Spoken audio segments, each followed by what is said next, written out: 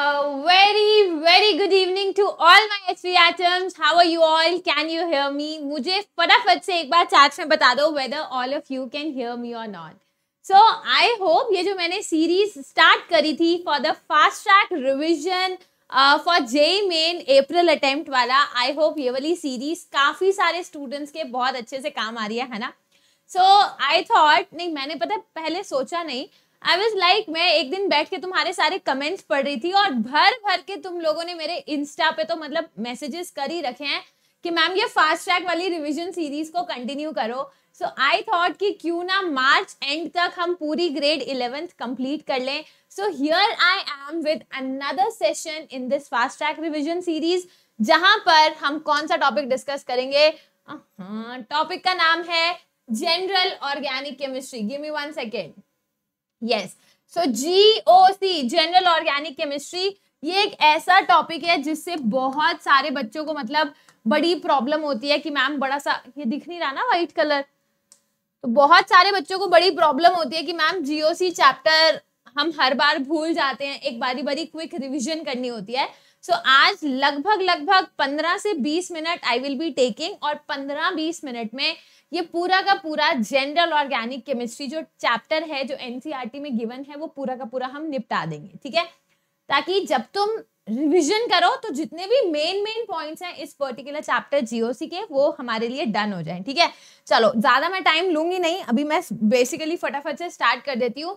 खैर जो बच्चे मुझे जानते नहीं है, guys my name is Sakshi Vora and I am a pass out of IIT Roorkee. ठीक है, you will be happy to know this also that तुम्हारी मैम IIT रुड़की की भी पास आउट है एंड साथ ही साथ I was CBSE 10th and 12th में state topper. मतलब तुम देख रहे हो मैम का बैकग्राउंड काफी बढ़िया है ना.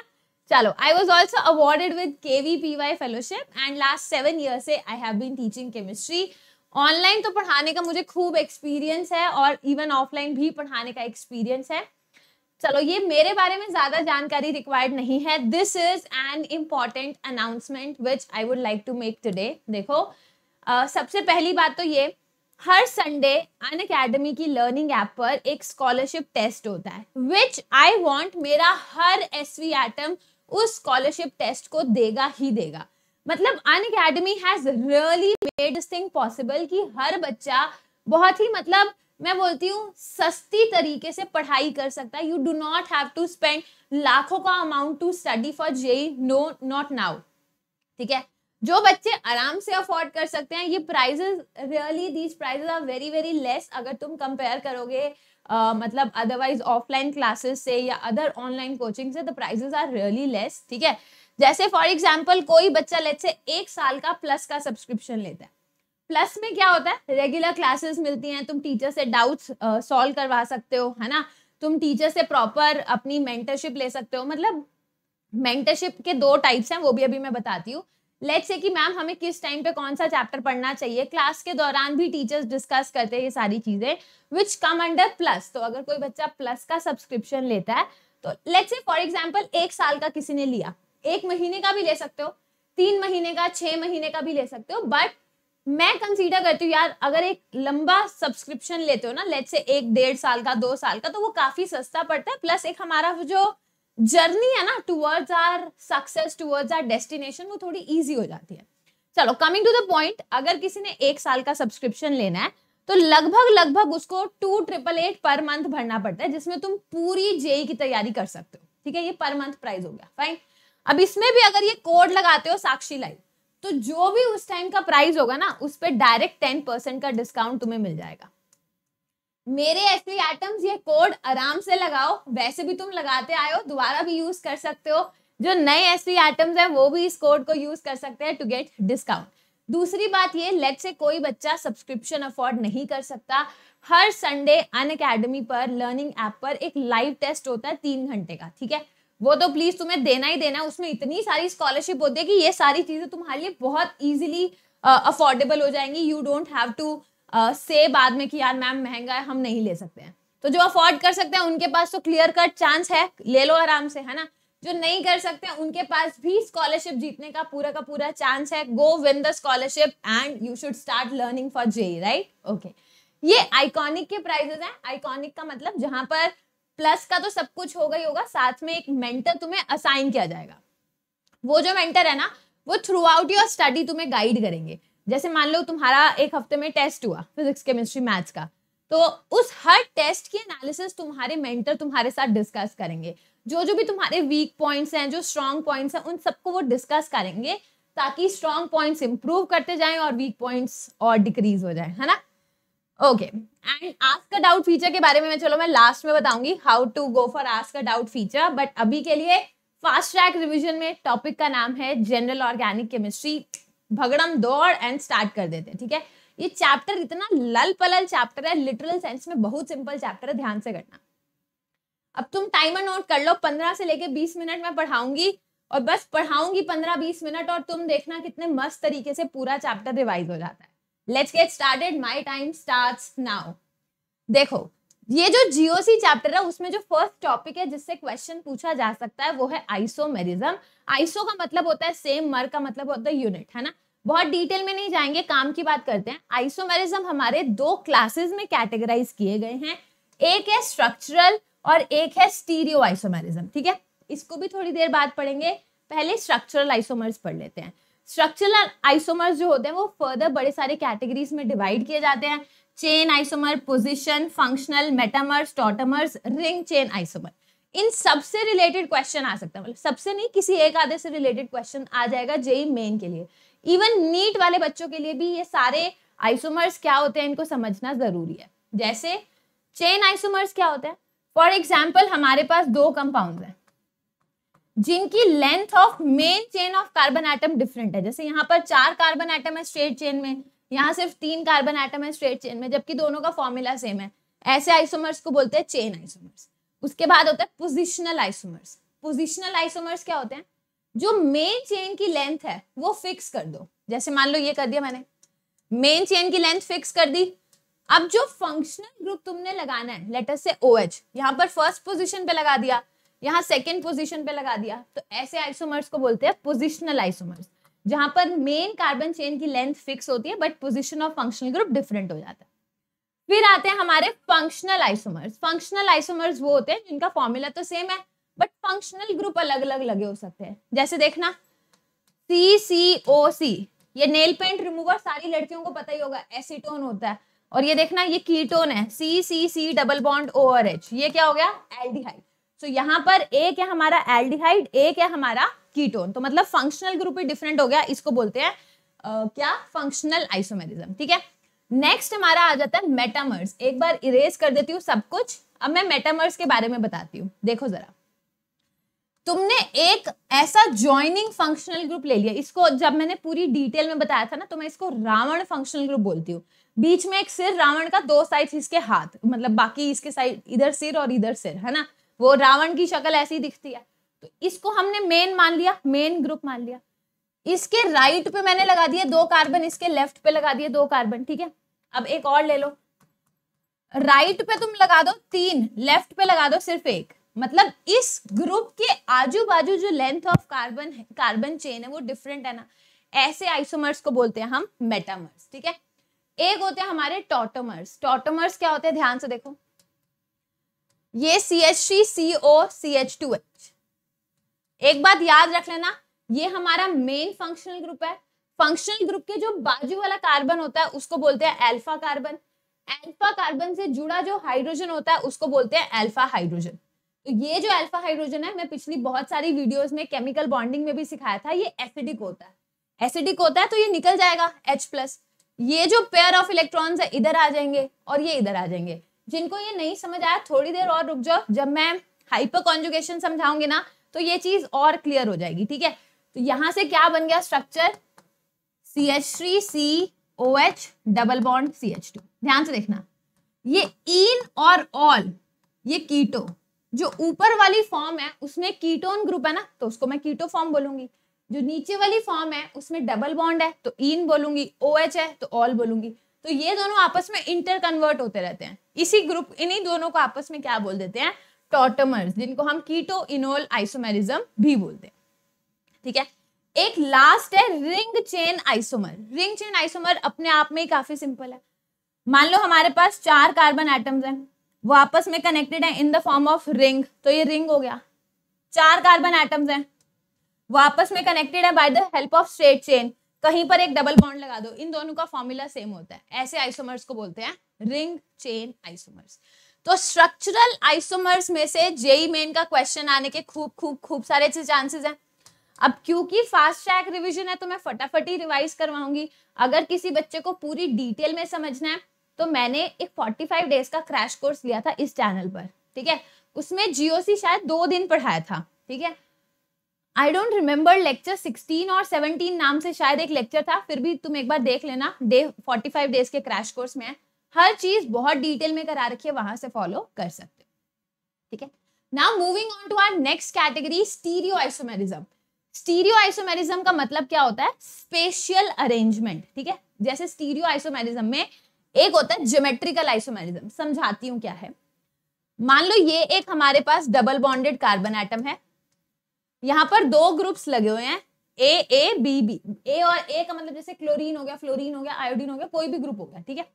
अब दूसरी तरीके से देखो, ये यहां पर भी ए कर दो, ए कर दो, बी कर दो, बी कर दो, बड़े ध्यान से देखना। ये जो दोनों है इनका मॉलिक्यूलर फॉर्मूला सेम है, इनका स्ट्रक्चर भी सेम है। स्ट्रक्चर का मतलब एक सी डबल बॉन्ड है, एक सी डबल बॉन्ड है, एक सी ए एक सी बी, एक सी ए एक सी बी बॉन्ड है, एक सी बी एक सी ए बॉन्ड है, एक सी बी एक सी ए बॉन्ड है, मतलब बिल्कुल एग्जैक्टली सेम वे से कनेक्टेड है। But the way they look in space, in 3 dimension में ये अलग दिख रहे हैं ना। यहाँ पे 2A ऑपोजिट डायरेक्शन में दिख रहे हैं, यहाँ 2A सेम डायरेक्शन में दिख रहे हैं, है ना। तो जहां पर 2A सेम डायरेक्शन में हो गए इसको बोल देंगे सिस, जहां 2 सेम ग्रुप्स ऑपोजिट डायरेक्शन में हो गए इनको क्या बोल देंगे? ट्रांस।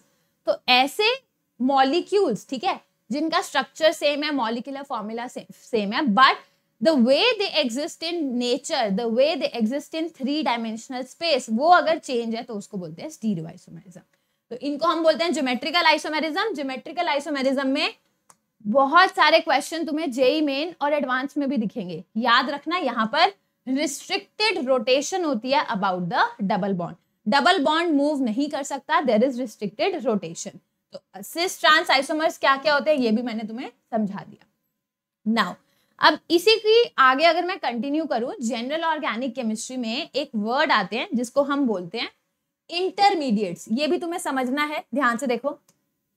एक वर्ड होते हैं जिसको हम बोलते हैं इंटरमीडिएट। मान लो एक रिएक्शन है, उसको ए से बी तक जाना है, मतलब ए हमारा, ये मैंने एनर्जी प्रोफाइल बना दी, दिस इज एनर्जी, एंड ये प्रोग्रेस बना दिया रिएक्शन का, प्रोग्रेस ऑफ रिएक्शन, ध्यान से समझना। तो ये हमारा रिएक्टेंट है जिसकी एनर्जी इतनी है, और जब प्रोडक्ट बनेगा तो उसकी एनर्जी लेट से कुछ लेस है। तो होता क्या है, कभी भी रिएक्शन ए से बी डायरेक्ट नहीं जाएगी।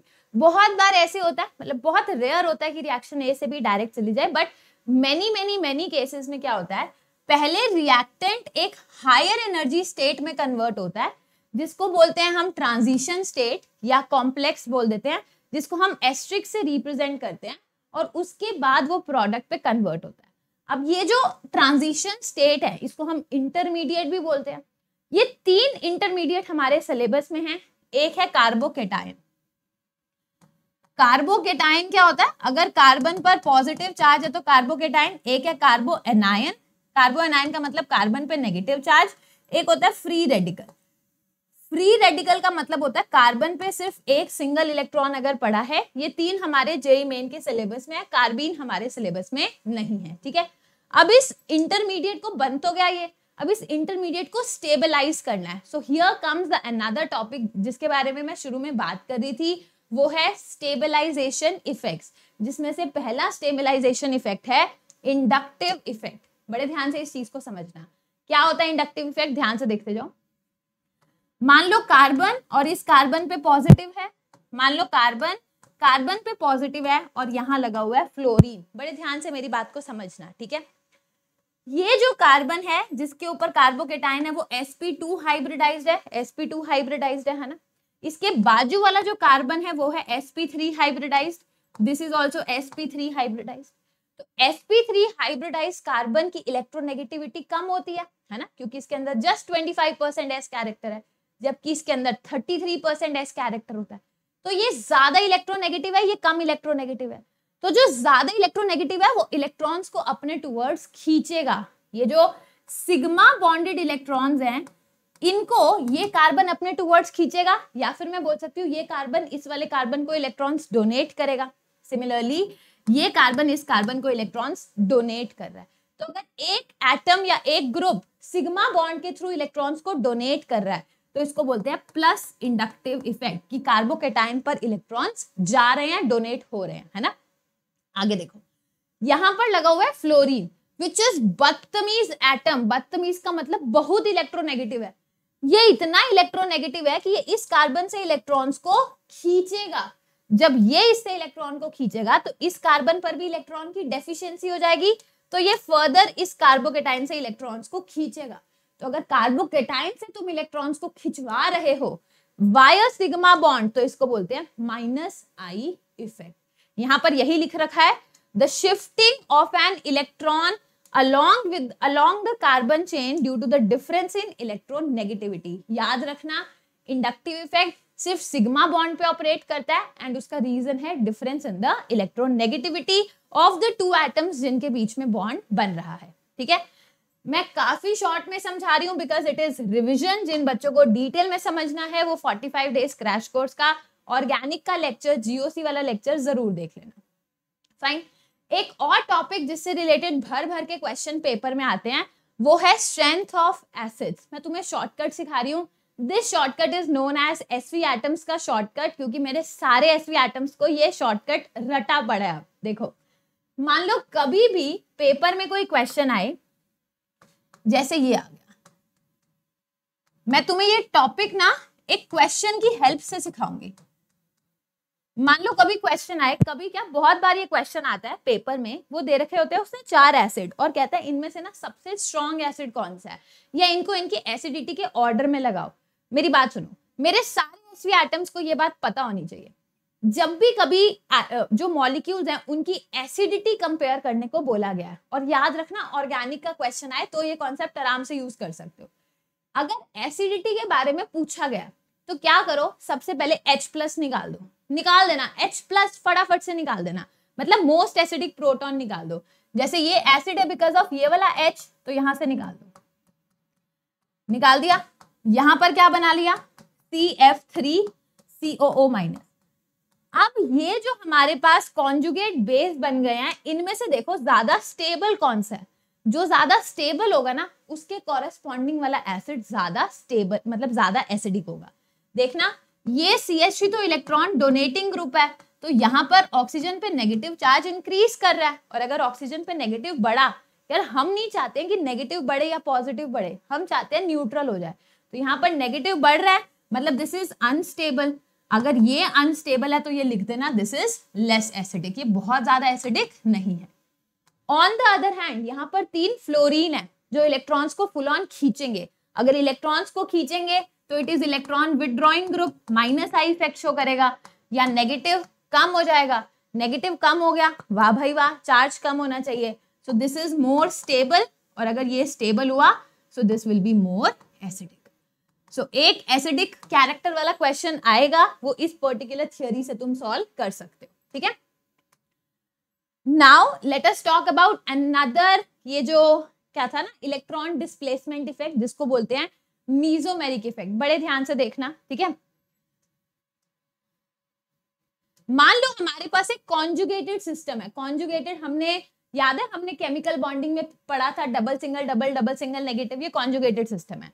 या इन शॉर्ट मान लो कोई बेंजीन है, बेंजीन के ऊपर अगर मान लो मैंने कोई एक एटम लगा दिया जिसके पास लोन पेयर है, तो वो लोन पेयर, इसको मैं बिंदी इफेक्ट सिखाती हूँ। मेरे एसवी एटम्स, याद आ गया बिंदी इफेक्ट वाला क्वेश्चन। तो अगर एक एटम बेंजीन से डायरेक्टली कनेक्टेड है, उसके पास लोन पेयर है, तो वो हमेशा इलेक्ट्रॉन पेयर बेंजीन रिंग के अंदर देगा। बेंजीन रिंग में इलेक्ट्रॉन डेंसिटी बढ़ जाएगी ना, तो इसको हम बोल देते हैं प्लस मीजोमेरिक इफेक्ट। आगे देखो, मान लो बेंजीन के ऊपर या किसी भी कॉन्जुगेटेड सिस्टम के ऊपर कुछ ऐसा सा होता, NO2 ग्रुप होता है। NO2 ग्रुप पे नाइट्रोजन पे पॉजिटिव होता है, एक ऑक्सीजन पे नेगेटिव है। बेंजीन के जस्ट बाजू वाला कोमोलिका इफेक्ट, याद है कोमोलिका वो बिंदी लगाती थी, जस्ट बाजू वाले एटम पे अगर पॉजिटिव चार्ज है तो वो इलेक्ट्रॉन्स बेंजीन से खींचेगा, मतलब बेंजीन पे इलेक्ट्रॉन्स कम हो जाएंगे, मतलब -m इफेक्ट। आ गया समझ? तो यहाँ मैंने लिख रखा है देयर इज अ पुश और पुल ऑफ पाई इलेक्ट्रॉन्स, हमेशा पाई इलेक्ट्रॉन्स, ये जो लोन पेयर हैं ये वाले पाई इलेक्ट्रॉन्स का पुश होगा या पुल होगा of the conjugated system of the molecule. Molecule के जो कॉन्जुगेटेड सिस्टम के पाई इलेक्ट्रॉन्स है या तो वो खींचे जाएंगे या दिए जाएंगे। वहां पर हम बात करते हैं मीजोमेरिक इफेक्ट की। यहां तक क्लियर हो गया। अब दो छुटमुट नहीं 3-4 छुटमुट से टॉपिक्स पढ़े हैं, बिल्कुल ही पिलपलल हलपलल तक का हुआ चैप्टर है। देखो फटाफट कर लेते हैं। टॉपिक का नाम है रेजोनेंस। ध्यान से देखो क्या ये याद है, केक्युले ने कहानी सुनाई थी भाई, एक सांप था वो चलते चलते चलते चलते अपनी टेल को खा गया तो ऐसे वाला स्ट्रक्चर बन गया। खैर उतनी डिटेल में हम नहीं जाते हैं, मैं काम की बात कर देती हूँ।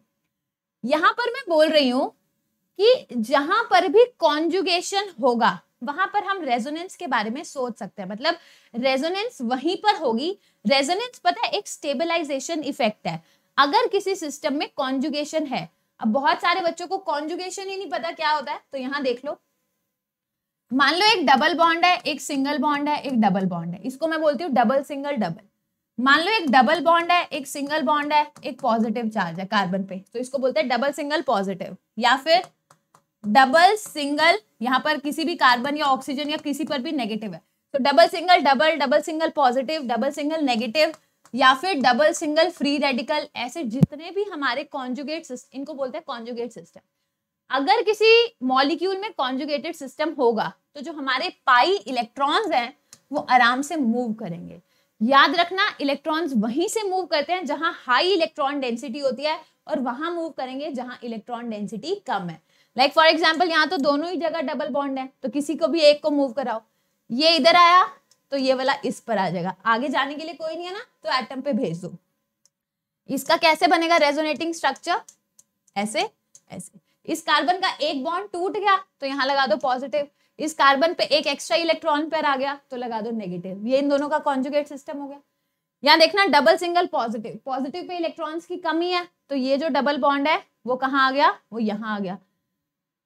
अच्छा ये हमने गलत बना दिया था, यहाँ पर पॉजिटिव लगाओ तो ये यहाँ आ गया डायरेक्ट, ये क्या बन जाएगा सी डबल बॉन्ड सी, यहाँ पर आ गया पॉजिटिव। सिमिलरली यहाँ पर भी एक मैंने यहाँ पर एक्स्ट्रा ऑक्सीजन लगा कार्बन लगा दिया, यहाँ आएगा, इसको बोलते हैं डबल सिंगल नेगेटिव। ठीक है, इलेक्ट्रॉन्स कहाँ से जाएंगे, जहां ज्यादा है, और वहां जाएंगे जहां इलेक्ट्रॉन्स की कमी है। तो O पे तो माइनस है, ज्यादा इलेक्ट्रॉन्स है, तो ये यहाँ जाएगा, ये यहाँ जाएगा। ठीक है, मतलब यहाँ पर there is a delocalisation of pi electrons in the system, जिसको हम बोलते हैं रेजोनेंस। और रेजोनेंस होता क्या है, एक और चीज देख लो।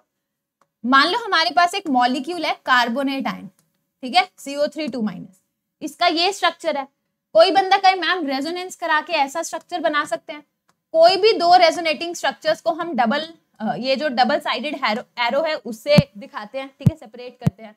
फिर तुम कहो मैम ये यहाँ से यहाँ आ सकता है, ये भी आ सकता है। तो देखो एक पर्टिकुलर जो मॉलिक्यूल है ना, एक पर्टिकुलर जो मॉलिक्यूल है वो एक स्ट्रक्चर में ना एग्जिस्ट करके बहुत सारे हाइपोथेटिकल स्ट्रक्चर्स में एग्जिस्ट कर सकता है, बट इनमें से कोई भी उस मॉलिक्यूल का ट्रू स्ट्रक्चर नहीं है। तो अगर तुमने ट्रू स्ट्रक्चर मॉलिक्यूल का बनाना है तो हम क्या करते हैं, एक ऐसे रैंडम स्ट्रक्चर बनाएंगे। यहाँ पर देखना सिंगल बॉन्ड है, यहाँ डबल है, वहां सिंगल है, तो ना तो एक्चुअल मॉलिक्यूल में सिंगल बॉन्ड होगा ना डबल होगा, वहां लगभग 1.5 वाला बॉन्ड होगा। तो ऐसे डॉट डॉट डॉट डॉट लगा दो, और टोटल चार्ज था 2- जो तीनों ऑक्सीजन पे स्प्रेडेड होगा। इसको बोलते हैं रेजोनेटिंग स्ट्रक्चर या रेजोनेंस हाइब्रिड या resonating hybrid of carbonate ion. ठीक है, तो ये रेजोनेंस की कहानी हो गई। अब हम बात करते हैं लास्ट के 2 टॉपिक्स की, जिनमें से शॉर्ट क्वेश्चन आते हैं। मैं वापस एक चीज बोलना चाहूंगी, यहाँ पर मैं क्विक रिवीजन करा रही हूँ सो दैट, है ना, जब तुम एग्जाम देने जाओ उससे पहले तुम्हें पता होना चाहिए कि किस किस चैप्टर में से क्या क्या टॉपिक्स हमें करके जाने ही जाने हैं।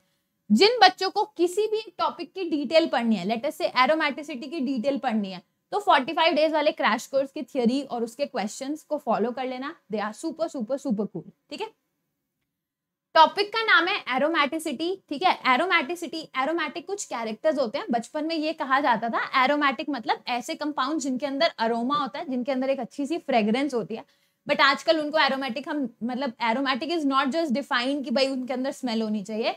एरोमेटिक कंपाउंड्स वो होते हैं जो हकल के रूल को फॉलो करेंगे। हकल का क्या रूल था, बड़े ध्यान से देखो। हकल रूल दिया था, कहता the compound should be cyclic. सबसे पहले कंपाउंड साइक्लिक होना चाहिए।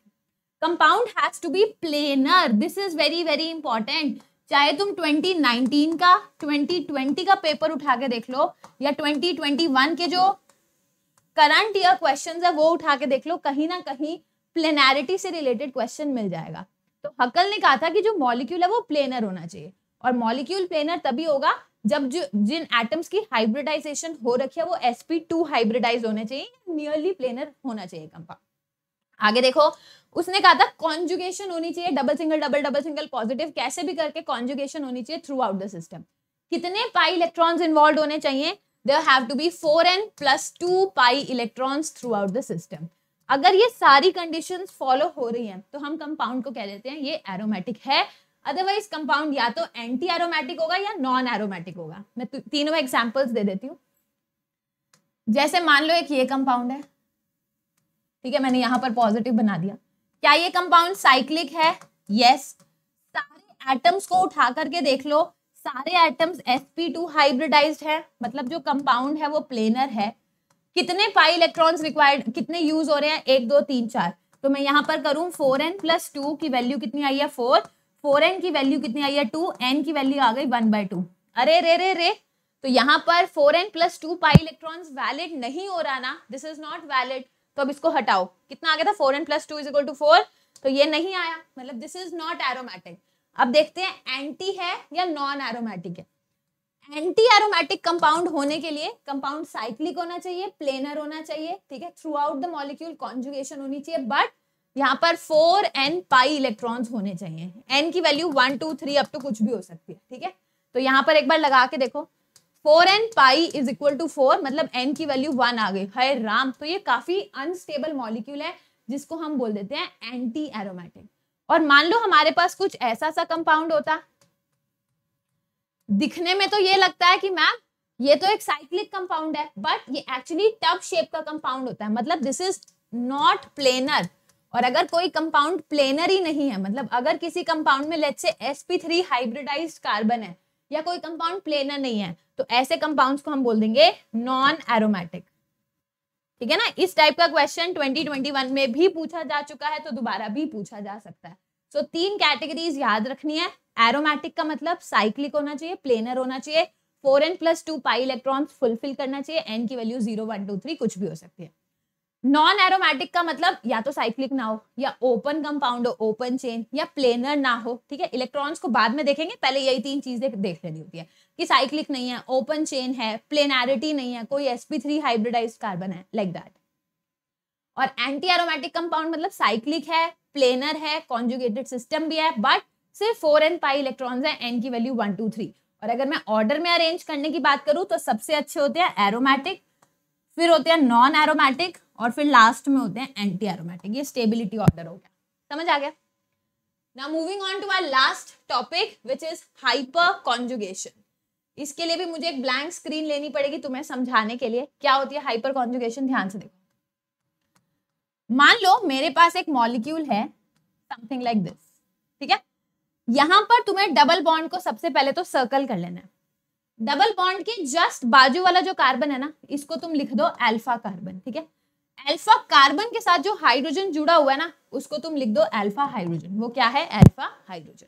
अब मैंने थोड़ी देर पहले ही बताया था, ये जो अल्फा हाइड्रोजन है ना, ये एसिडिक होता है। अब कई बच्चे सोच रहे होंगे एसिडिक क्यों होता है, वो भी देख लो।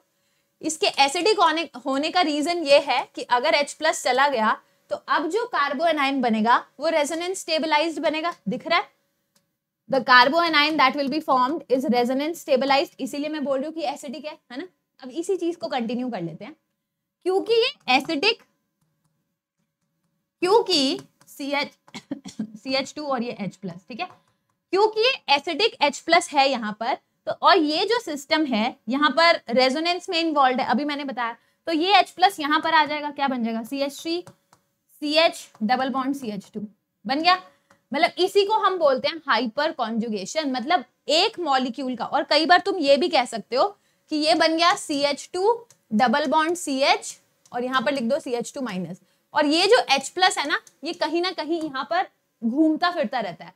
मतलब जो हाइपर कॉन्जुगेशन होती है और रेजोनेंस जो होते हैं, they are quite similar but not same thing. Resonance में कभी भी एटम मूव नहीं करता, बट हाइपर कॉन्जुगेशन में एटम अपनी एक पोजीशन को छोड़ के दूसरे पोजीशन पर जा सकता है। तो यहाँ पर किस टाइप के क्वेश्चंस आते हैं? तुम्हें ये याद रखना है, अगर नंबर ऑफ अल्फा हाइड्रोजन ज्यादा होगा किसी कंपाउंड में, तो ये भी कह सकते हो हाइपर कॉन्जुगेटिंग स्ट्रक्चर ज्यादा होंगे, मतलब स्टेबिलिटी ज्यादा होगी। यही 3 पॉइंट याद रखना, हाइपर कॉन्जुगेशन का क्वेश्चन बन जाएगा। और हाइपर कॉन्जुगेशन में कौन से हाइड्रोजन इन्वॉल्व होते हैं? जो अल्फा हाइड्रोजन होते हैं। अल्फा हाइड्रोजन वो होते हैं जो मेन फंक्शनल ग्रुप के बाजू वाले हाइड्रोजन है, मेन फंक्शनल ग्रुप के बाजू वाले हाइड्रोजन। एक और एग्जांपल देती हूँ, मान लो तुम्हें एक क्वेश्चन पूछा जाए, ये कार्बोकेटाइन है ना, टर्शरी कार्बोकेटाइन, इसमें कितने अल्फा हाइड्रोजन है? तो मेन फंक्शनल ग्रुप मतलब कार्बन के पॉजिटिव को सर्कल कर लो, इसके बाजू वाला alpha carbon, alpha carbon, alpha carbon. इस पे कितने हाइड्रोजन है? 3। इस पे कितने हैं? 3। इस पे कितने हैं? 3। सो टोटल 9 अल्फा हाइड्रोजन होंगे, तो 9 हाइपर कॉन्जुगेटिंग स्ट्रक्चर्स हम बना सकते हैं। ठीक है, मान लो कोई ये पूछे तुमसे, एक और लास्ट क्वेश्चन कर लेते हैं, फिर आज की कहानी खत्म। किसी ने पूछा चलो बताओ यहाँ पर कितने अल्फा हाइड्रोजन है, तो क्या करोगे? सबसे पहले CH2 पे ऊपर जो पॉजिटिव है उसको सर्कल कर लो, उसके जस्ट बाजू वाले कार्बन को कहेंगे अल्फा कार्बन, इसको बीटा, नेक्स्ट को गामा, हमें औरों को नहीं देखना, सिर्फ अल्फा कार्बन को देखना है। इस पे कितने हाइड्रोजन है? 2 हाइड्रोजन है, तो यहाँ पर लिख दो देयर आर 2 अल्फा हाइड्रोजन। तो जितने अल्फा हाइड्रोजन होंगे उतनी हाइपर कॉन्जुगेटिंग स्ट्रक्चर्स बनेंगे। That's it. ठीक है, सो ये जो पूरा चैप्टर था, आई थिंक मैंने 15-20 मिनट से ज्यादा चैप्टर नहीं समझाया, बट ये जो पूरा चैप्टर था वो इतना, जितना मैंने समझाया ना, वो अपने आप में सेल्फ सफिशिएंट है। तो कोई भी अगर एक स्टूडेंट जो जेई मेन अप्रैल अटेम्प्ट के लिए प्रिपेयर कर रहा है, सिर्फ इतना लास्ट में रिवाइज कर जाओगे ना, अंदर से एक बहुत बहुत अच्छा कॉन्फिडेंस मिलेगा। ठीक है, सो आई थॉट कि ये जो फास्ट ट्रैक सीरीज है इसको कंप्लीट किया जाए। मैं ये प्रॉमिस करती हूँ मार्च एंड तक, मतलब आज और कल के अंदर जितने 3 चैप्टर्स बचे हैं ये सारी वीडियोस हम कर लेंगे। इसके बाद 1 अप्रैल से ग्रेड 12 के चैप्टर स्टार्ट करा दूंगी। एंड तुम्हारा 26 या 27 अप्रैल को पेपर है ना जेई मेन का, उससे पहले ग्रेड 12 के भी सारे के सारे चैप्टर्स फास्ट ट्रैक रिवीजन में करा दिए जाएंगे। ठीक है, चलो, सो ये तो पूरी की पूरी कहानी हो गई। अब एक बार शॉर्ट में और बता देती हूँ, मैंने स्टार्टिंग में बोला था ना, I will tell you about doubt feature. मान लो किसी भी बच्चे को जेई मेन की प्रिपरेशन करते हुए डाउट आ रहा है, कोई भी डाउट आ रहा है तुम्हारे माइंड में, क्या करो? उस डाउट की फोटो खींचो। I hope all of you have Unacademy's learning app installed in your phone, right? Doubt की फोटो खींचो, अपलोड कर दो, send it to your teacher. Teacher बहुत फटाफट से तुम्हें आंसर दे देंगे। अब वो जमाना नहीं है कि तुम डाउट्स को ना सर्कल कर करके अपनी नोटबुक में मार्क करके रखते थे। No, just send your doubt, है ना, take a picture, send it to the concern teacher and you will be getting the answer for your question. तो ये डाउट होता है, इसके लिए, इस फीचर को यूज करने के लिए do you need to take a subscription? No, it is not necessary. Anyone can use this particular feature of Unacademy. ठीक है, हाँ, जो बच्चे प्लस या आइकॉनिक में इंटरेस्टेड हैं, you can refer to the prizes. ये प्लस के प्राइजेस है यहाँ पर, नेक्स्ट स्लाइड पे आइकॉनिक के प्राइजेस हैं। कोई भी सब्सक्रिप्शन तुम लो, if you use this code, direct 10% discount तो मिल ही जाता है। ठीक है, and I hope everyone is very happy with the surprise on this channel. मजा आया सरप्राइज देख के? हैं, जल्दी जल्दी बताओ। चलो, आज मैं अब अपनी क्लास यहीं पर वाइंड अप कर देती हूँ। जिन बच्चों को मेरी स्पेशल क्लासेस देखनी है, since I have taken so many special classes JEE category में भी प्लस 11-12 कैटेगरी में भी, तो जो भी बच्चा जिस भी चीज के लिए प्रिपेयर कर रहा है, you can follow this ID Vora2704 on Unacademy, you know, to get notification for my live classes, ताकि जब भी क्लास शेड्यूल हुई हो तब तो अब तुम्हें पता चल जाए। ठीक है, and also I want every single student should fall in love with chemistry, और किसी भी बच्चे को केमिस्ट्री से प्यार कराने का रिस्पॉन्सिबिलिटी मेरी है।